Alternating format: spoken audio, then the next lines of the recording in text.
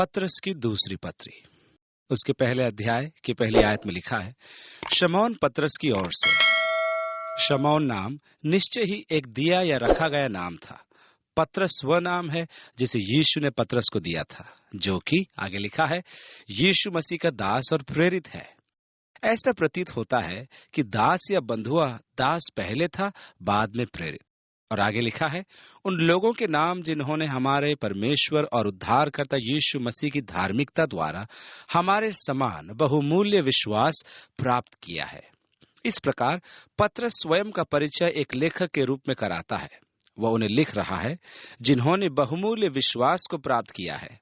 और यह बहुमूल्य शब्द पत्रस से जुड़ा हुआ है, जो बड़ा लंबा चौड़ा बुजुर्ग कठोर पत्रस था। फिर भी ऐसा लगता है कि यह शब्द उसके पसंदीदा शब्दों में से एक शब्द था।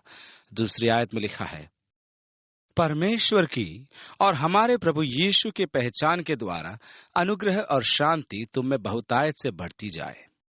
अनुग्रह और शांति विशेष प्रकार के अभिवादन है, परंतु यहाँ पत्रस वास्तव में प्रार्थना कर रहा है कि वे उनमें बहुतायत से हों। अब वे कैसे बढ़े? जितना अधिक आप परमेश्वर को पहचानेंगे, उतना ही अधिक आप यीशु मसीह को जान पाएंगे, अनुभव करेंगे और आशीषित होंगे। और परिणाम स्वरूप आप परमेश्वर की शांति का अनुभव करेंगे। अनुग्रह और शांति बहुतायत से हो। कैसे? आपके परमेश्वर और यीशु मसीह के ज्ञान के द्वारा। सच में परमेश्वर अत्यंत कृपालु है और आपको उसे जानने की आवश्यकता है, जिससे कि आप हमारे प्रति उसके अनुग्रह को जान सके। इसलिए परमेश्वर और हमारे प्रभु यीशु के पहचान के द्वारा अनुग्रह और शांति बहुतायत से बढ़ती जाए। तीसरी आयत में लिखा है, क्योंकि उसकी ईश्वरीय सामर्थ्य ने सब कुछ जो जीवन और भक्ति से संबंध रखता है, हमें उसी के पहचान के द्वारा दिया है, जिसने हमें अपनी ही महिमा और सद्गुण के अनुसार बुलाया है। अब एक सफल मसीही जीवन जीने के लिए परमेश्वर ने हमें सब वस्तुएं प्रदान की है। वास्तव में परमेश्वर को अब और कुछ करने की आवश्यकता नहीं, कोई अतिरिक्त कार्य करने की आवश्यकता नहीं है। परमेश्वर ने हमें वह सब दिया है जो एक आत्मिक जीवन और एक भक्तिपूर्ण जीवन से संबंध रखता है। और इस जीवन के लिए ये बहुतायत अर्थात विपुलता हमारे पास परमेश्वर के ज्ञान से आती है। आपके लिए परमेश्वर को जानना कितना महत्वपूर्ण है, और आप परमेश्वर को कैसे जान सकते हैं? परमेश्वर की सच्चाई की समझ प्राप्त करने के लिए केवल एकमात्र साधन संपन्न पुस्तक है, और वह है बाइबल। परमेश्वर के लिए आपका ज्ञान स्वयं परमेश्वर के प्रकाशन के द्वारा ही आप पर आना चाहिए। परमेश्वर को मनुष्यों की युक्तियों के द्वारा या मनुष्यों की समझ के द्वारा कभी भी समझा नहीं जा सकता। ये तो सब मनुष्य के अपने व्यक्तित्व और आदर्शों के चारों ओर केंद्रित है। यह महत्वपूर्ण है कि मेरी समझ और परमेश्वर का प्रकाशन स्वयं उससे अर्थात परमेश्वर से तथा स्वयं उसके प्रकाशन से आए। निश्चय ही सबसे पूर्ण प्रकाशन यीशु मसीह के द्वारा आया। इब्रानियों के पत्र में लिखा है, पूर्व युग में परमेश्वर ने बाप दादों से थोड़ा थोड़ा करके और भांति भांति से भविष्यद्वक्ताओं के द्वारा बातें कर इन अंतिम दिनों में हमसे पुत्र के द्वारा बातें की। अतः यीशु मसीह के द्वारा मैं परमेश्वर के बारे में एक ज्ञान और एक समझ तक पहुंच पाता हूं। जबकि मैं परमेश्वर के ज्ञान और समझ में आता हूं, तब मैं अनुग्रह में बढ़ता हूं। और जब मैं परमेश्वर के ज्ञान और समझ में आता हूं, तब मैं पाता हूं कि परमेश्वर ने मुझे वो सब कुछ दिया है जो मुझे इस जीवन के लिए और एक भक्तिमय जीवन के लिए आवश्यक है। इसलिए उसने हमें अपनी महिमा और सद्गुण द्वारा बुलाया है। चौथी आयत में लिखा है, जिनके द्वारा उसने हमें बहुमूल्य और बहुत ही बड़ी प्रतिज्ञाएं दी है, ताकि इनके द्वारा तुम उस सड़ाहट से छूटकर जो संसार में बुरी अभिलाषाओं से होती है, ईश्वरीय स्वभाव के सहभागी हो जाओ। पुनः परमेश्वर का वचन मेरे लिए परमेश्वर का प्रकाशन लेकर आता है। परमेश्वर का वचन ईश्वरीय स्वभाव में भागीदार और उसका सहभागी होने के लिए मेरी सहायता करता है। वह बीज जो मुझे आत्मिक जीवन में लाया, जिसके द्वारा आत्मिक रूप से मैंने गर्भ धारण किया था, वही परमेश्वर का वचन था। यीशु ने कहा, एक बोने वाला बीज बोने निकला, बोते हुए कुछ मार्ग के किनारे गिरा और रौंदा गया। और ऐसे ही आगे लिखा है, यीशु ने कहा, अब बीज तो परमेश्वर का वचन है। ये आत्मिक जीवन उत्पन्न करता है और परमेश्वर के वचन के अंदर बहुत ही बड़ी और बहुमूल्य प्रतिज्ञाएं हैं, और ये ईश्वरीय स्वभाव की अनुरूपता को लाती हैं। हमें परमेश्वर के वचन का व्यापक एवं पूर्ण अध्ययन करने की आवश्यकता है। आप इससे बहुत अधिक तो पा नहीं सकते, क्योंकि हमारा ज्ञान अधूरा है। इस पुस्तक के बारे में जो चकित कर देने वाली बात मैंने खोजी है वो ये है कि जितनी बार मैं इसे पढ़ता हूं तो उतनी ही बार मैं इससे कुछ नया पाते जाता हूं। उसमें तरोताजा करने वाली ऐसी बातें होती हैं या मैं ढूंढ निकालता हूं जो मेरी आत्मा के उत्थान के लिए सहायक होती है। ये कभी पुरानी नहीं होती। मैं कभी नहीं सोचता कि मैंने इसको तो पहले पढ़ा है या फिर मैं इसे जानता हूं, क्योंकि जब मैं वचन को प्रार्थना पूर्वक और सावधानी से पढ़ता हूं तब मैं पाता हूं कि पवित्र आत्मा ने सत्य का एक नया संदेश या एक नवीन परिदृश्य खोला जिसे मैंने पहले कभी नहीं देखा था। यह एक ऐसी पुस्तक है जो निरंतर मेरे हृदय में अपनी सुंदरता खोलती जाती है। जब जब मैं इसे पढ़ता हूं तब मैं परमेश्वर को जानने लगता हूं, और जब मैं परमेश्वर के ज्ञान में बढ़ता जाता हूं तो मुझे नए नए अनुभव प्राप्त होते चले जाते हैं। अब ये प्रचुरताएं और बहुमूल्य प्रतिज्ञाएं आपको मालूम, मैं सोचता हूं कि आप परमेश्वर की इस प्रतिज्ञा को पा सकते हैं जो किसी भी परिस्थिति का सामना करने के लिए आपकी मदद कर सकती है। इससे कोई अंतर नहीं पड़ता कि आपकी समस्या क्या है। ये ऐसी प्रतिज्ञा है जो उस समस्या से मेल खाती है, और एक ऐसी प्रतिज्ञा जो उस समस्या के समय हमसे बातें करती है। परमेश्वर की सहायता की एक प्रतिज्ञा, अथवा परमेश्वर का छुटकारा, या परमेश्वर का प्रावधान, परमेश्वर का बल, फिर चाहे यह कुछ भी क्यों न हो जिसकी आपको आवश्यकता है। परमेश्वर ने हमको प्रचुर या बढ़ने वाला धन दिया है जिन पर हम आश्रित बने रह सकते हैं और जिनके लिए हम दावा कर सकते हैं। इनके द्वारा हम ईश्वरीय स्वभाव के भागीदार बनते हैं। 4 आयत में लिखा है, ताकि इनके द्वारा तुम उस सड़ाहट से छूटकर जो संसार में बुरी अभिलाषाओं से होती है। संसार में भ्रष्टता के अनेक स्रोत हैं। हम एक ऐसे संसार में रहते हैं जो वास्तव में अस्त व्यस्तता, गड़बड़ी से भरा पड़ा है। हम एक ऐसे संसार में रहते हैं जो भ्रष्ट है। भ्रष्टता के हृदय में क्या है? मनुष्य की बुरी अभिलाषाएं और लालच।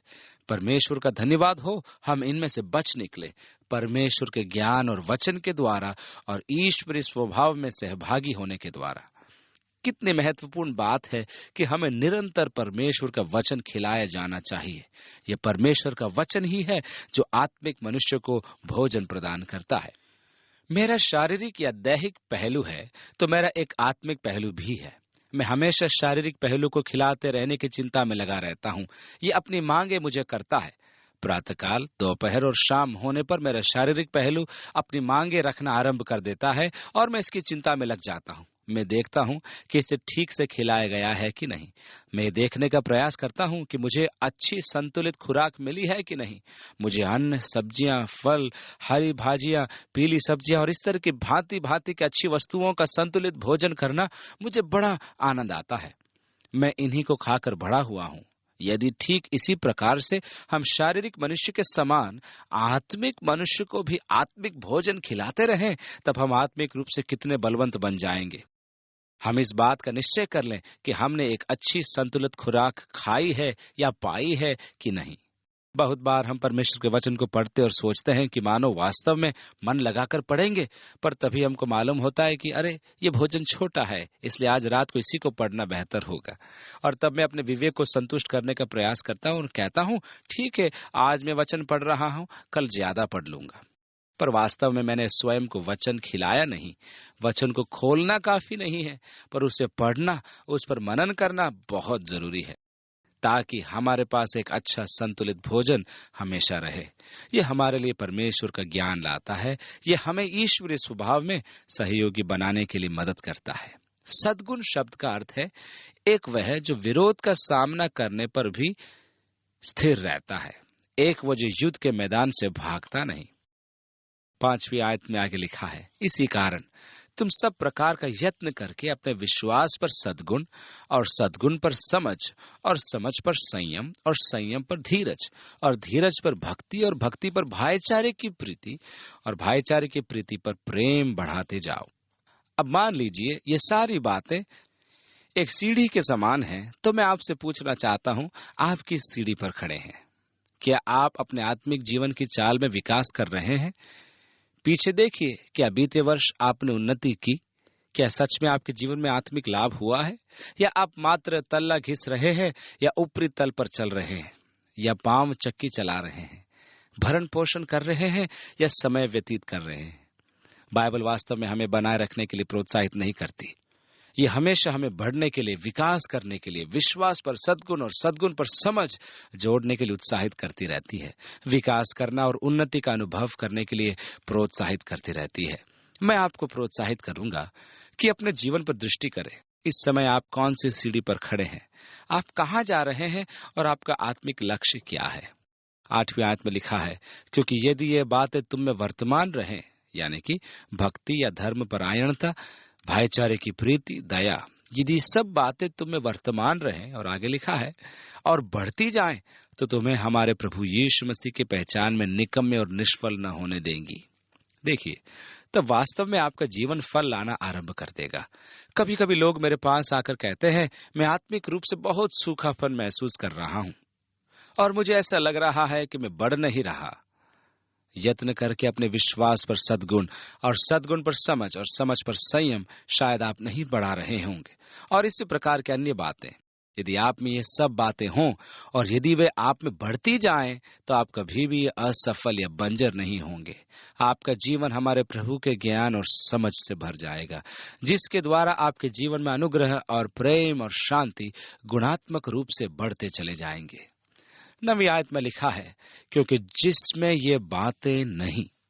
देखिए, ऊपर के सद्गुणों की सूची दोहराइए। यदि आप में धीरज की, संयम की, प्रेम की या भाईचारे और दयालुता की कमी है, तब आप अपनी वास्तविक दशा और अपनी वास्तविक आवश्यकता के प्रति अंधे हैं और आत्मिक रूप से आप अंधे हैं। आपको मालूम है कि ये एक बड़ी त्रासदीपूर्ण बात है कि पाप अपने प्रभाव से मनुष्यों की इंद्रियों को सुन्न कर देता है। बार बार किए जाने वाले पाप से हमारा विवेक मर जाता है, सुन्न पड़ जाता है। आप जानते हैं कि जब पहली बार आपने एक पाप किया था, तो आपने एक अत्यंत पीड़ा महसूस की थी। इसने आपको परेशान कर दिया था, आपकी नींद खराब कर दी थी। आपने इसे घृणित महसूस किया था, परंतु अंत में आपने उस पर जीत पाई और फिर बड़ा हल्कापन महसूस किया। जब अगली बार आपने यही पाप या कुकर्म किया, तब उसके बारे में आपको पहले के समान उतना बुरा नहीं लगता। अब तो आप इसे बिना झिझक ही करते हैं। पाप आपको सुन्न बना देता है। इस प्रकार निश्चय ही नशीली औषधियों के घातक गुणों में से एक यह होता है कि वे आपकी इच्छा शक्ति को खत्म कर देते हैं और आपके अंदर शक्ति नहीं रहती कि आप किसी को हाँ या ना कह सकें। आपकी इच्छा शक्ति को नष्ट कर देने पर आप फिर नशे के गुलाम बन जाते हैं।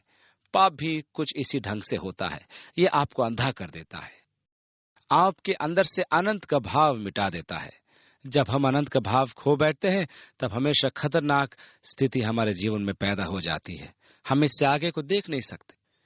हम तो तुरंत मिलने वाले लाभ को ही देखते हैं। हम तो केवल अस्थायी लाभ को देखते हैं, परंतु हम अनंत काल को अपने ध्यान में नहीं रख पाते। और जिस क्षण आप अनंत को छोड़ देते हैं, तो समझो कि आपने जीवन का संदर्श ही खो दिया। आपने अच्छे न्याय या जांच का भाव खो दिया है और आप मूर्खतापूर्ण बातें एवं कार्य करने को प्रवृत्त और उतावले हो जाते हैं, क्योंकि आपके दृष्टिकोण में अनंत काल नहीं है। काश के परमेश्वर हमारे मनों के सबसे आगे अनंत काल की हमारी चेतनाओं को बचाए रखे और उस सच्चाई को भी कि हम प्रतिदिन अनंत काल की दहलीज पर खड़े हैं। हम में से कोई नहीं जानता कि वह दिन कब आएगा। फिर भी हम योजना बनाते हैं मानो कि हमें सदाकाल तक यहीं रहना है। और हम में से कितने उस धनवान के समान है जिसके बारे में यीशु ने बोला था, उसने कहा, मैं ये करूंगा, मैं अपनी बखारियां तोड़कर उनसे बड़ी बनाऊंगा और वहां अपना सब अन्न और संपत्ति रखूंगा और अपने प्राण से कहूंगा कि प्राण, तेरे पास बहुत वर्षों के लिए बहुत संपत्ति रखी है, चैन कर, खा पी, सुख से रहे। परंतु परमेश्वर ने उससे कहा, हे मूर्ख, इसी रात तेरा प्राण तुझसे ले लिया जाएगा। तब जो कुछ तूने इकट्ठा किया है वो किसका होगा? वो अपनी लंबी चौड़ी योजनाएं बना रहा था। मैं अपनी बखारियां तोड़कर बड़ी बनाऊंगा और इसी तरह की बातें, परंतु इसी रात सब कुछ खत्म हो जाएगा। हम अनंत काल की सीमा पर रहते हैं। अनंत का मूल्य बहुत ही विशाल है। ओह, हो सकता है कि इसका हमारे लिए अस्थायी मूल्य हो सकता है कि ठीक अभी यह हमारे लिए उत्तेजना ले आए, परंतु यह मेरे अनंत काल के लिए क्या कर रहा है? ठीक अभी तो ये उचित या उत्तेजनात्मक बात लगती है, परंतु अनंत के बारे में क्या? और जब हम अनंत काल की दृष्टि खो बैठते हैं जिसमें से ये बातें नहीं, तो आगे लिखा है, वह अंधा है और धुंधला देखता है और अपने पिछले पापों से धुलकर शुद्ध होने को भूल बैठा है। इस कारण हे भाइयों, अपने बुलाए जाने और चुन लिए जाने को सिद्ध करने का भली भांति यत्न करते जाओ, क्योंकि यदि ऐसा करोगे तो कभी भी ठोकर न खाओगे। हमेशा से ऐसे लोग होते हैं जो विश्वासी की सुरक्षा पर प्रश्न करते रहते हैं। विश्वासी हमेशा सुरक्षित है। वचन में लिखा है, यदि तुम इन बातों को करोगे तो तुम कभी ठोकर न खाओगे या तुम्हारा पतन न होगा। यदि तुम अपने विश्वास सद्गुण पर बने रहो तो तुम कभी न गिरोगे न ठोकर खाओगे, परंतु निरंतर प्रभु की ओर बढ़ते जाओगे। 11वीं आयत में लिखा है, वरन इस रीति से तुम हमारे प्रभु और उद्धारकर्ता यीशु मसीह के अनंत राज्य में बड़े आदर के साथ प्रवेश करने पाओगे। स्वर्ग में जाने या प्रवेश करने के लिए आपके पास किस प्रकार का प्रवेश है? बस कैसे भी सिकुड़ कर अंदर घुस जाओगे? एक गीत है जो मुझे पसंद नहीं, किसी तरह मैं अंदर जा सकूं। ये स्वर्ग के विषय में गीत है और गीतकार कहता है किसी तरह से मैं अंदर जा सकूं। और मैंने सोचा कि बहुत सारे लोगों की ऐसी ही मनोवृत्ति होती है, बस मैं किसी तरह से अंदर प्रवेश पा सकूं, यही मेरी कामना है। लेकिन मैं परमेश्वर के राज्य में एक शानदार प्रवेश पाना चाहता हूं। मैं केवल दौड़ना नहीं चाहता, पर दौड़ को पूरी करना चाहता हूं। मैं दौड़ जीतना चाहता हूं। क्या तुम नहीं जानते कि दौड़ में तो दौड़ते सब ही हैं, परंतु इनाम एक ही ले जाता है। तुम वैसे ही दौड़ो। बस ये चाल चलन एवं जीवन के प्रति ये मनोवृत्ति कलीसिया के अंदर बहुत से लोगों के लिए एक श्राप साबित हो रही है। पतरस आपको यहाँ राज्य में विपुल प्रवेश के प्रति उत्साहित करता है, जो हमारे प्रभु और उद्धारकर्ता यीशु मसीह का अनंत काल का राज्य है।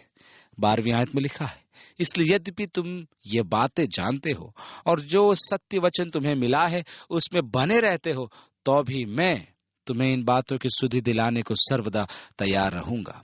पतरस ने कहा, अब ये तो मैं जानता हूं कि तुम इन बातों को जानते हो, परंतु मैं तुम्हें स्मरण दिलाना चाहता हूं। ऐसी कई बातें हैं जिन्हें हमें मसीहियों के नाते निरंतर स्मरण दिलाई जानी चाहिए। कुछ बातों को उतार फेंकना आरंभ करना चाहिए और कुछ को ले लेना जरूरी है। और इसलिए ऐसे क्षेत्र है जहां हमें निरंतर उत्साहवर्धन, एक समान प्रेरित किए जाने, नियमित याद दिलाए जाते रहने की आवश्यकता पड़ती है। पतरस कह रहा है, मैं जानता हूं कि तुम इन बातों को जानते हो, परंतु मैं उन्हें पुनः तुम्हारी स्मृति में ले आ रहा हूं। और तब उसने कहा, मैं ये अपने लिए उचित समझता हूं कि जब तक मैं इस डेरे में हूं तब तक तुम्हें सुधि दिला दिलाकर उभारता रहूं, क्योंकि ये जानता हूं कि मेरे डेरे के गिराए जाने का समय शीघ्र आने वाला है, जैसा कि हमारे प्रभु यीशु मसीह ने मुझ पर प्रकट किया है। पतरस इस देह को डेरा या तंबू बता रहा है, जो कि एक नए नियम पवित्र शास्त्र के अनुरूप है। जब तक मैं इस डेरे अर्थात इस देह में हूं, मैं सोचता हूं कि तुम्हें इन बातों के बारे में स्मरण दिलाते रहना आवश्यक है, और शीघ्र ही मैं इस देह से कूच करूंगा, क्योंकि प्रभु ने मुझे ये दिखा दिया है।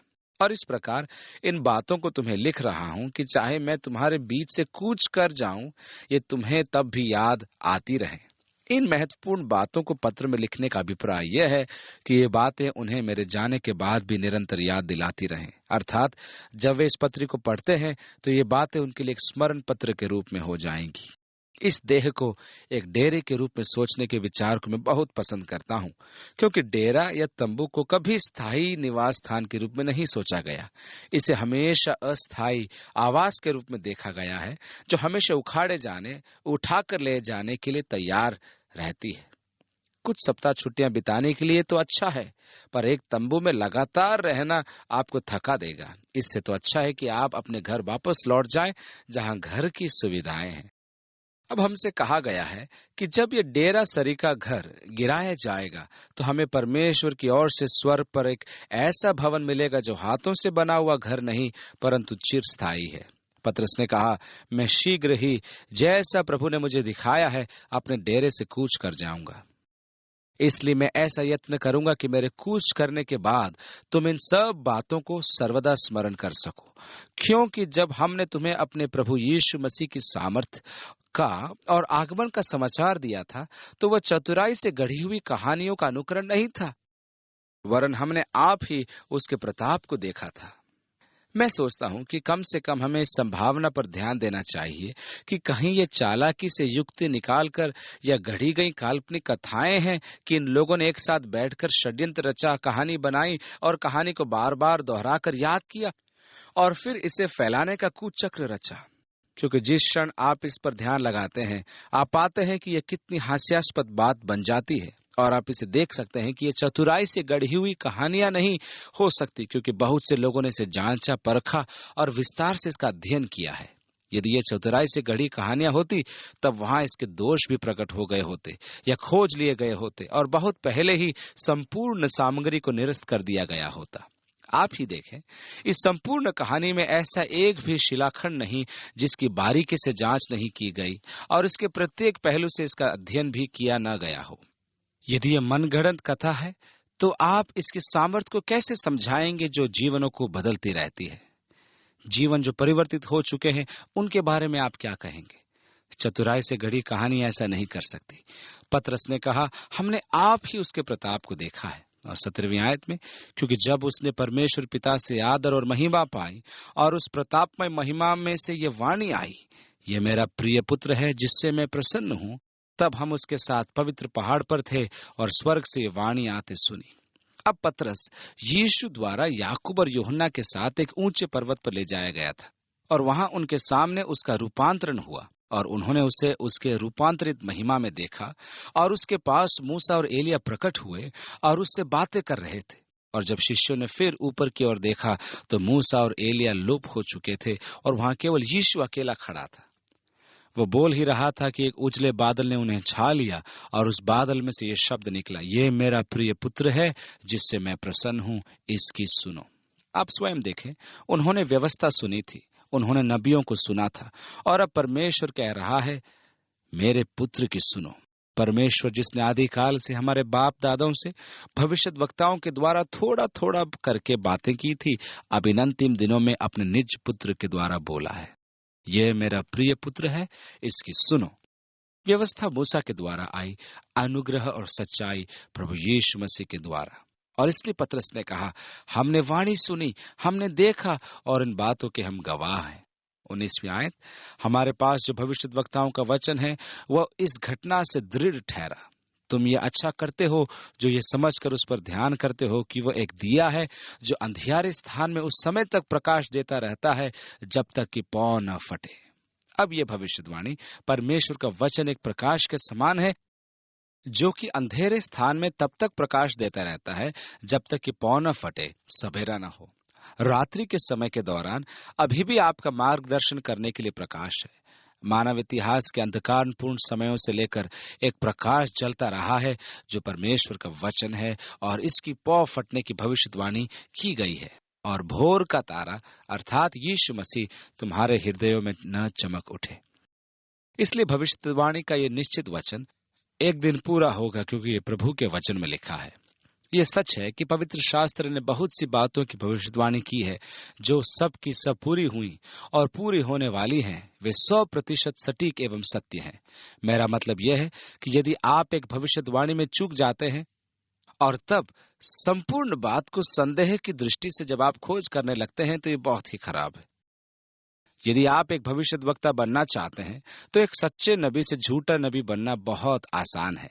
भले ही आप 100 में से 99 सही भविष्यवाणियां कर दें, पर एक चूक जाए तो आप झूठे नबी ठहरते हैं। ओह, पर मैंने तो 99 सही पाई थी, पर देखो तुम एक में चूक गए।